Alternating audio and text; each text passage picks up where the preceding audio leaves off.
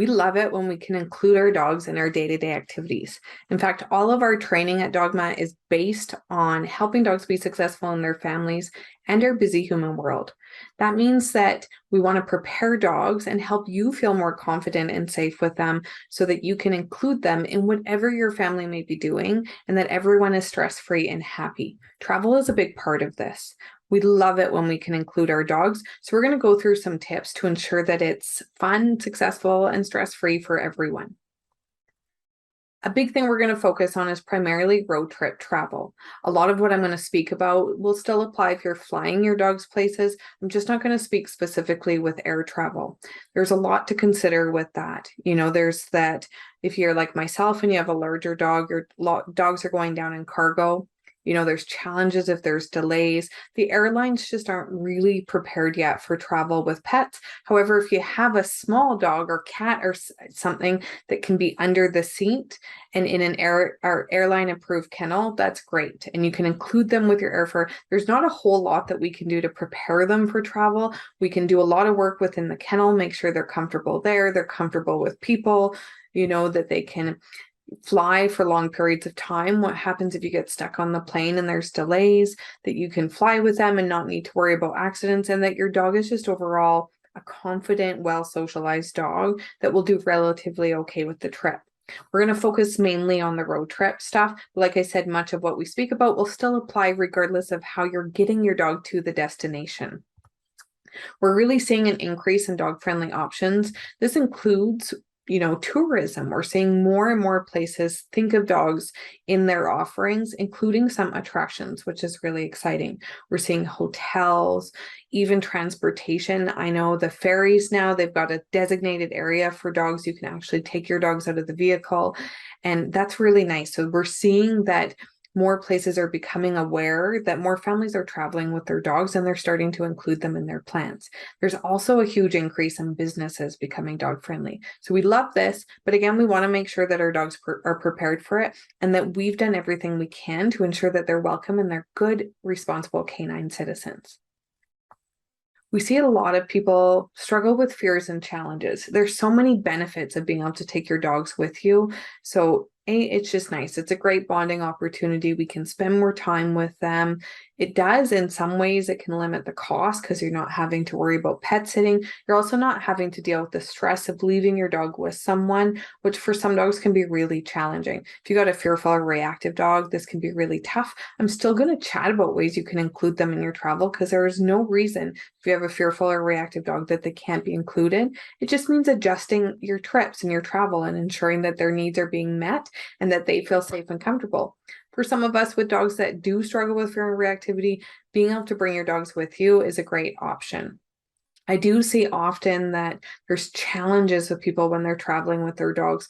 Often it's just not being prepared, maybe not just being really aware of your dog's needs or understanding what training your dog needs for it to be successful. We often expect too much from our dogs. So when we're out, we can see dogs that are really unhappy. And it's unfortunate that we are still seeing this too often. And much of it just has to do with maybe setting things up better for your dog, making sure that their needs are being met, changing things around a bit. And much of what I'm going to cover here to ensure that it's happy and a successful trip for everyone. The flip side is we do see people have a lot of fear or concerns with taking them. So even if your dog is well trained, perhaps it's just you're not really sure what to expect. And so I'm hoping to address some of these within here. We can see people have a lot of embarrassment with their dogs. Often this just comes down to not preparing the dogs for these busy situations, expecting too much from them, not doing the training beforehand. So there's a lot we can do to avoid this. And sometimes just recognizing that your dog, when they're maybe embarrassing you, they're struggling. So we've just got to help them a bit. More and more people are becoming understanding of dogs as well, but we can do a lot beforehand to minimize the embarrassment for maybe an unruly pup that's struggling in certain situations. There's safety concerns too. And we're worried about what if something happens when we're away with them. So there's lots you can do to prepare for that. Make sure they've got their ID. Make sure you have all their meds. You've got enough dosage of them too, or enough of their medications or anything that if something happens, that you're delayed or anything, you don't run out, that you understand their dosages, you've got all their ID, everything you need for your dogs, and you're prepared for an emergency. And you also know where you're traveling, what the area is like there. So do you know where the vets are, pet hospitals, things like that, and you're just aware of any potential dangers too. So it's always great to speak with your vet before travel, because they'll have a good understanding on things that your dogs might need for that.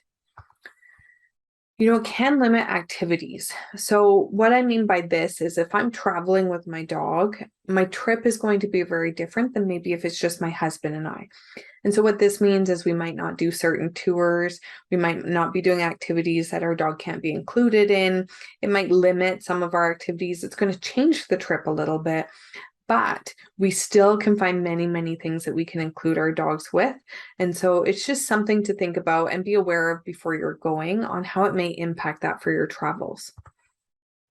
It's not restful for some. So I know when dogs are first learning, perhaps if you have a dog that's got fear or reactivity concerns, you feel like you're not going to be able to get a good holiday break because you're worried about what you're going to be constantly supervising and stressed about your dog, ensuring that they're okay and that they're not doing anything that could put you in a challenging situation. So I'm going to chat about some ways, again, we can prevent that and make sure that it is a nice, restful trip for everyone.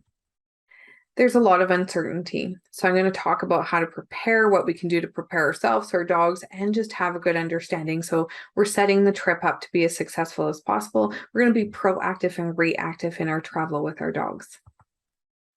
So ultimately what we're doing is we're trying to set everybody up for success. So this means we're getting prepared for it. One of the best things you can do is research the area that you're going to. Do you know where the pet-friendly places are around? Have you checked out the restaurants, different activities you can do for your dogs? Do you know places where your dog is welcome? Are there off-leash parks if you take your dogs, off-leash areas, perhaps where they can go swimming? You're aware of the places where the dogs are allowed. You're aware of the pet supply stores, the vets, if there's vet hospitals there, anything that you might need in your travels. Prepare beforehand. Know what the travel is going to be like too. Or they're going to be areas where you're going to go an extended period where maybe you're not going to be able to get out with your dog, or you're going to have ferry travel, different things like that. So you're just prepared for what's ahead, and you can make a plan to ensure that your dog's needs are being met through that.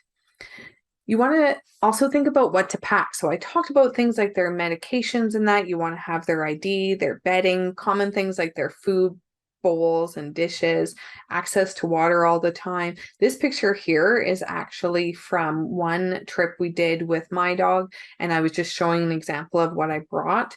And so these are things to also make sure that I'm keeping her busy. If there's times where it may be a little stressful for them, they may have to be settled for long periods, or we just want to keep them busy while we're doing other activities, I make sure I've got a variety of things. So we have chews here, peanut butters and Kongs we always bring. We have kibble and some of her favorites. This is cat food that she loves, just little kibble things we can put in her wobbler. That keeps her busy and she works for the food there. We've got some extra treats for her, some specialty treats. We have some real stinky ones for her too. So if she gets really distracted, we've got things to help gain some success with her. We've got CBD cookies. I love this for just even introing the trip and just helping that we're helping them to settle. We also find with the senior dog, she's much more active. So we've got things, the turmeric in this helps with inflammation. So we'll give this just as pain management as well. We also make sure we have something for that in our travel. And Tim Hortons, we don't want to forget her. So when we do little coffee breaks or anything along the way, Tim Hortons has some great plain Timbits that she gets as well. So think about some things you might need. We keep this in a little container for her. We just make sure we've got lots so we can keep her busy, entertained, rewarded, and make sure that she's having a fun holiday as well. We want to train before we go too. So think about things your dog has to be prepared for. Too often I see dogs out in really busy environments. They're pulling on leash, they're maybe excited. You can tell that they're under stress, but it's being misinterpreted as a dog that's being disobedient. And so much of that can be avoided with just some training beforehand. So I'll chat about some ways you can do that. You want to consider your dog in your plans too. So like I said, we love going out to Tofino. It's on the West Coast. It's an ocean town. There's lots to do. We love taking the dogs out there. And then we also have trips that we do without the dogs. And when we do that, maybe we're looking at different restaurants. We're going on different tours, maybe exploring the area a little bit differently. And so when we're taking our dogs, we're aware of how those plans might change and we're making plans for them. So if you're going to visit family, you're going to leave your dog alone at the house or at a property. Often hotels and places don't allow that. So what are your plans if your dogs can't come? Let's say it's a hot weather day, they can't stay in the vehicle. Make sure that you're considering these things and you have some options. There's some really great places you can contact beforehand. Look at maybe care for your dog before you go. Start thinking about that before you go. Don't wait until you're there to be figuring this out so that you can be sure that you're preparing your dog for that as well. And sometimes it's just best to leave them home. As much as we love being able to include them, sometimes certain trips just aren't right for your dogs. So it's okay to make that decision to just leave them at home. Really assess it. Make sure that you're not taking your dog just for your needs and you want to include them, but maybe it's not the best option because it's going to be a little stressful or difficult for them, or they're not going to be able to be included in much of the activities. So I'm going to go through a few things to prep for. So there's vehicle travel. So this means that we're doing a road trip. Primarily, the vehicle is going to be the main source of transportation. You want to set up a nice, comfortable space for your dog. So this is not, a tiny little area. Be aware that they've got to be able to move and stretch, lie down, sit up, be able to move comfortably. So make sure they've got a good space. When you're doing that, consider sunshade as well. So this is our dog Maya. We've got this window here. If we're going out in really hot temperature, we can keep this vehicle fairly cool. Our other vehicle, though, we make sure we have stuff that we can hang up in the windows because it can get a little hot and it's difficult for her to get a cool spot back there. And just that direct sun beating on them can be tough. You want to make sure they have cool air too. So some vehicles right here where Maya is, there's actually vents right below her that blow on her. So this is perfect. If your vehicle doesn't have that, just make sure they've got access. If we're putting the dog in the back of the vehicle, does that part of the vehicle stay cool? So just make sure you're checking that beforehand.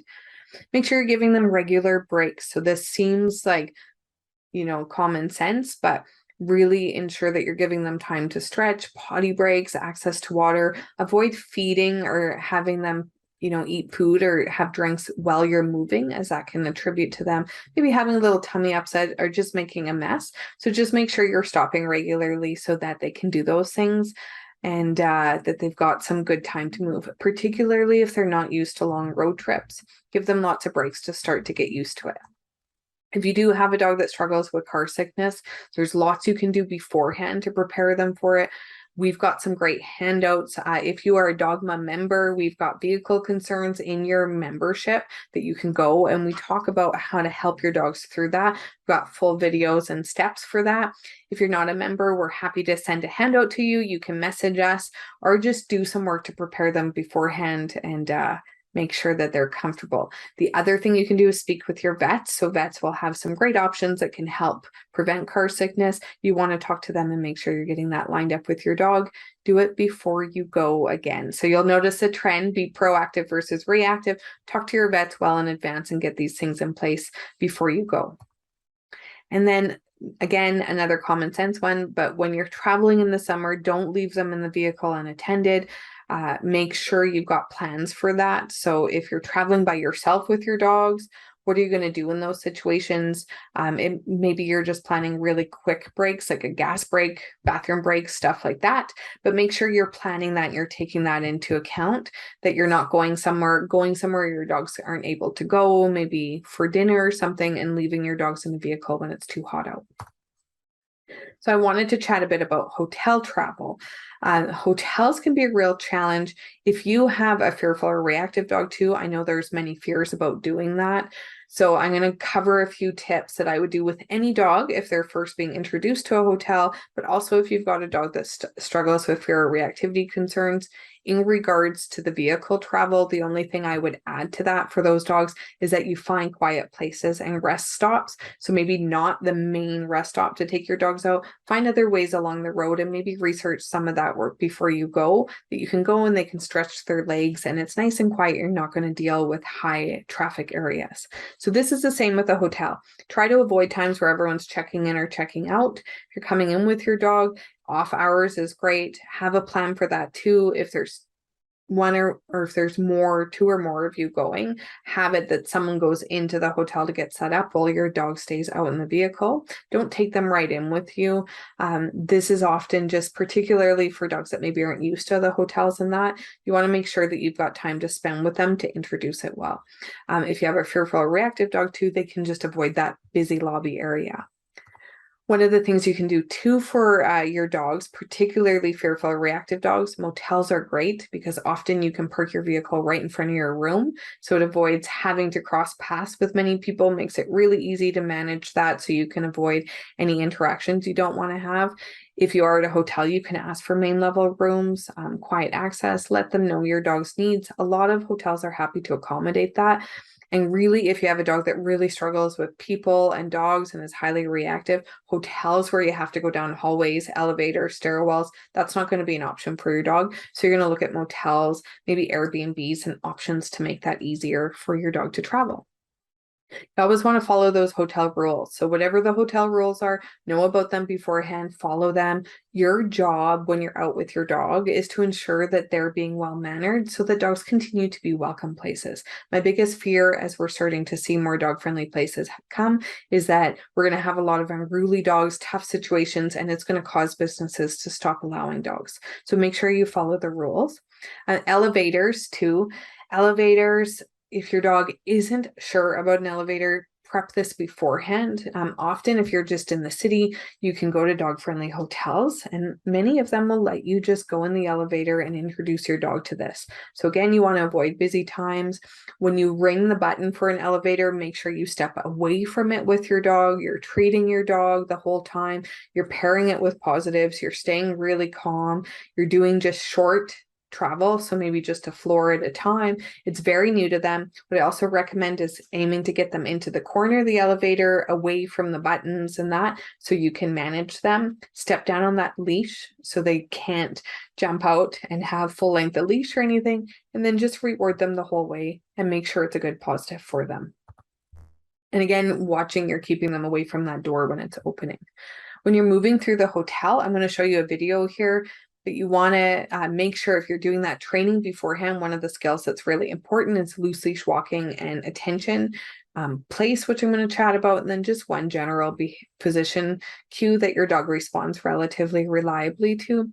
But moving through the hotel, don't let them run all over. Don't have them on retractables or long lines. Have them on a nice 4 to 6 foot leash. Keep your dog at your side. Keep them close to you, always supervising them.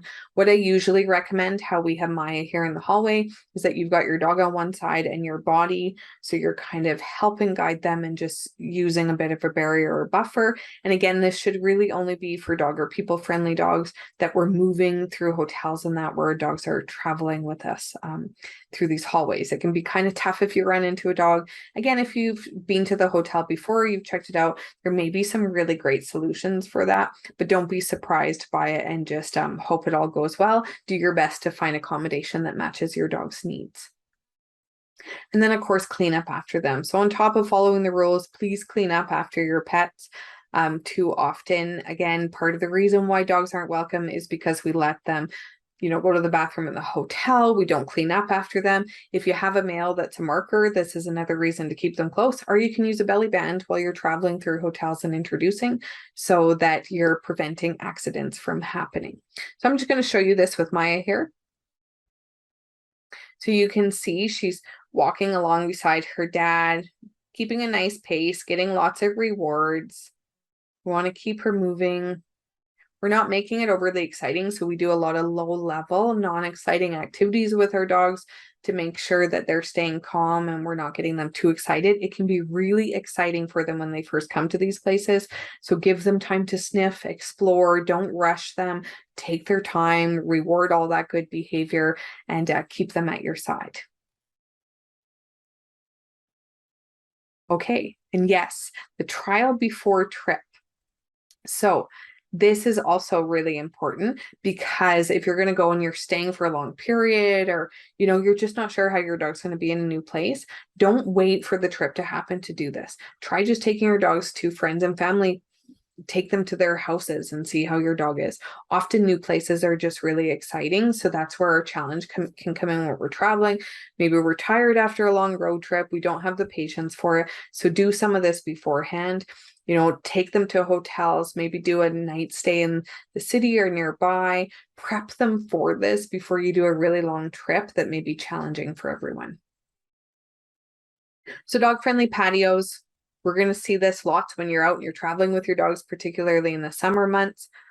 So place, this is one of our favorite cues that we have for Maya, and all of our dogs go through this, and it's pretty solid. Basically, any bed, blanket, or anything, we teach that we put that out, they lie down and they stay there and are nice and calm and just kind of watch the world around them.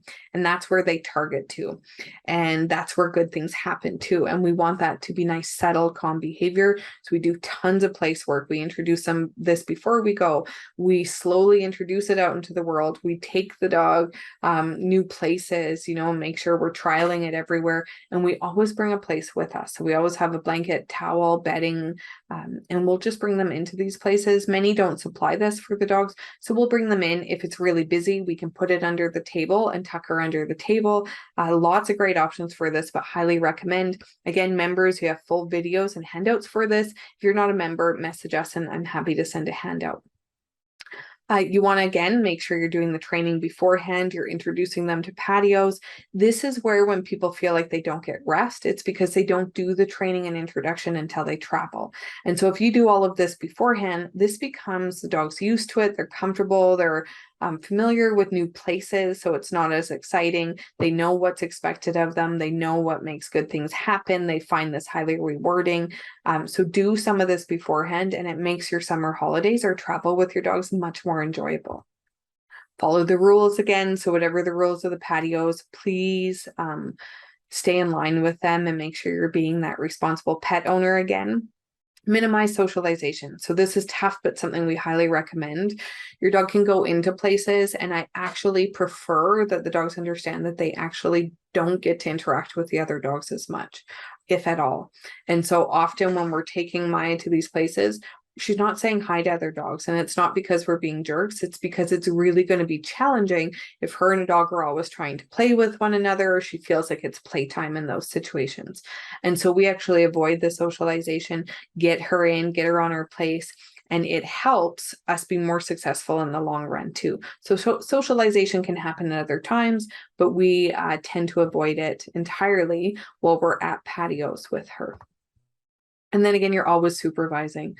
So don't walk away from your dog. Make sure that you're supervising them well. You're making sure that you're paying attention to them as well, and just that they're feeling comfortable. They're not overheating. They're not stressed, and they're enjoying their time as well. And if they're not, then you need to leave, So if you feel like they're too hot, if they're feeling stressed, if it's just too busy, whatever it might be, please, in order for this to continue to be successful for your dogs, it might be you go somewhere and perhaps it's too much for your dog, or it's just busier than you expected. Maybe there's some activity going on that was unexpected. And so you go, maybe we're just going to have one drink and we'll find somewhere else, or try this another time. So new experiences, you can run into 10 of these. This picture I have here is a ferry. And so we've taken Maya away from everything at the end here. We're staying with her on the ferry too. So we have gotten her to the point where we can go, and we'll go up and maybe have a meal, or, go to the bathroom, tour the ship a bit. But in the beginning, we stayed with them the full time. So we just made sure that they were comfortable with it. We didn't want to go and leave them right away. You have to be aware that there's noises. There's often tons of car alarms. There's movement. It's all new to them. They don't know what's happening. So it's okay and normal for them to be a little unsure. And how we lay that foundation and introduce these things is how it's going to be long term. So now we can take her, we can go right upstairs and do things. But in the beginning, we wanted to make sure she was comfortable. And so we take her out, move her away from things. We're pairing with positives. We moved her away from all of the activity, let her just kind of take things in and explore. Again, let them sniff and take in their surroundings. Don't rush them. If your dog wants to stand there and watch and just take things in, let them do that. If they want to move around and sniff a little bit, let them do that. Obviously, within reason, places that they're able to go, places that aren't too busy, but give them the time to just get used to it while you're pairing with positives and rewarding all of that good behavior. So don't be cheap. Make sure, particularly, you don't have to do this forever, but particularly in the beginning, you're rewarding frequently. Also, remember, if you do a trip one summer and go the next summer, that might all be new to your dog again. So be aware of that. Just because they've done it one time before doesn't mean they're going to be totally okay with it every time. They need some repetition of it to make sure that they're comfortable. And again, if they're struggling, they're not being disobedient, you're expecting too much of them, you've got them in a situation that's too much, you haven't paid attention to their signs of stress, all of these things. So you've got to readjust, maybe give them a break, move them away from the activities. Maybe they just need a bathroom break. Maybe they need a sniff break. It doesn't mean you have to totally remove them, but just pay attention to your dog and recognize that they need some guidance from you. It's not fair at all to be frustrated or punish them. And then prepare beforehand again. So make sure you know what's coming, you're kind of preparing for it. Are there things you can do beforehand, skills they're going to need, set them up for success before you go. High traffic areas too. This is really big with summer travel. We're going in places are busier. So intro slowly after hours. This is Maya in Victoria. We were there in the evening. She would have been totally fine. It just happened to be when we went there. But if I was doing this and maybe we're introducing her to it, or perhaps we just know it's going to be a zoo there, then we might choose to avoid the high traffic times and go at off hours. And so you can still enjoy the place, but you're also, I said you're adjusting things a bit to your dog's needs, which is really important. If they haven't done a lot of this, or it's a new place, maybe they're a younger dog and they just haven't had a lot of exposure to new places, you're going to be proactive versus reactive. You're going to lay that solid positive foundation. So you're starting to intro at after hours or slow times. Again, you're pairing with positives and you're rewarding all good behavior. We're so good at ignoring our dogs when they're behaving, and then we come to life and get upset when they misbehave. So you can flip that and see much more success by focusing on what you want to see more of. Are they looking at you? Reward it. Are they staying at your side? Reward it. Did they see something exciting and look back to you versus getting excited by it? Reward it. Did they say hi to someone nicely? Reward it. All of these things you want to make sure you're pairing and really giving them feedback that that's what you want to see more of. When you make it rewarding, they want to do more of it too. Again, struggling, not disobedient. So be aware of that with them and that preparing beforehand. So this really goes with any of your trips. Try and think about what you might be doing, what you can do to prepare your dog beforehand, and how you're going to plan to introduce it to them so it can be positive and the dog's feeling safe and comfortable with it. And finally, the most important thing is to just let them rest. It's busy, it's active, it's exciting, there's lots going on, new experience, new smells, new sounds, new surfaces, all these new things that your dog is going to be experiencing. So make sure you're giving them the opportunity to rest. This means including that, if you've had a really long road trip, how are you going to let your dog settle from that? If there's been lots of activity, how are you giving them rest in between things? A good gauge on if they're struggling would be that maybe you've had them out too long and they need some rest too. Often when our dogs seem a little rangy and overexcitable, it can be a sign that they just need some calmness. So make sure you're aware of that in your plans. Don't just keep activity, activity, activity. I know when my husband and I travel together, we almost need a holiday after our holidays. When we travel with Maya, it's much slower.